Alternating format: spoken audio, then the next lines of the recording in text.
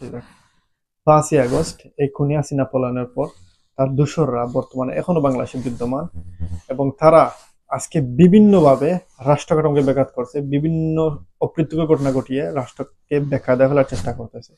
বিগত 16 বছরে যে সকল আমলারা নিয়োগপ্রাপ্ত হয়েছে তারা এখন পর্যন্ত তাদের স্ব পদে বহাল রয়েছে এবং এই অন্তর্বর্তীকালীন সরকার 4 মাস পূর্ণ হওয়ার পরও এদেরকে বিচারের মুখোমুখি করতে ব্যর্থ, এদেরকে আইডেন্টিফাই করতে ব্যর্থ। এই সমস্ত ফেসিবাদদেরকে স্ব পদে বহাল রেখে রাষ্ট্র মেরামত করা কখনোই সম্ভব নয় বলে আমি মনে করি।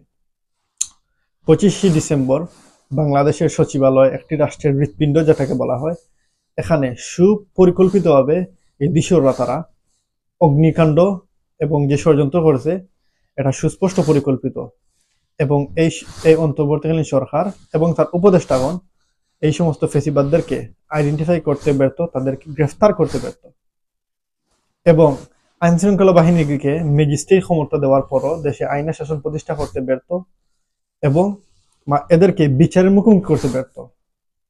এবং ব্রিগেডিয়ার ইনি যে বক্তব্য দিয়েছেন এটি সুস্পষ্ট নিন্দনীয়, আমরা তীব্র নিন্দা এবং প্রতিবাদ জানাচ্ছি।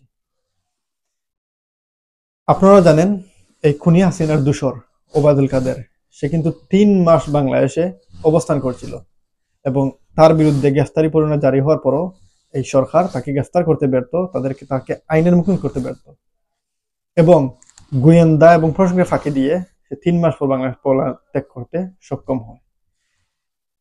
এই পলায়নের পিছনে সরাসরি আইন শৃঙ্খলা বাহিনী, পুলিশ, র্যাব, বিজিবি এবং সেনাবাহিনী তারা সরাসরি সম্পৃক্ত, সরাসরি তারা জড়িত। তাই এই সমস্ত ক্রিমিনালদেরকে আইনের মুখোমুখি করতে হবে, তাদেরকে বিচারের আওতায় আনতে হবে এবং অতি দ্রুত তদন্ত কমিটি গঠন করে যে সমস্ত দোষররা এই ষড়যন্ত্রের সাথে যুক্ত তাদেরকে খুঁজে বের করে তাদেরকে অতি দ্রুত আইনের মুখোমুখি করতে হবে, তাদেরকে বিচারের আওতায় আনতে হবে এবং এই অন্তর্বর্তীকালীন সরকারকে অতি প্রয়োজনীয় দ্রুত পদক্ষেপ গ্রহণ করে নির্বাচন ব্যবস্থা করতে হবে। বিকজ গণতান্ত্রিক সরকার ছাড়া এই সমস্যার, এই সংকটের সমাধান সম্ভব নয় বলে আমি মনে করি।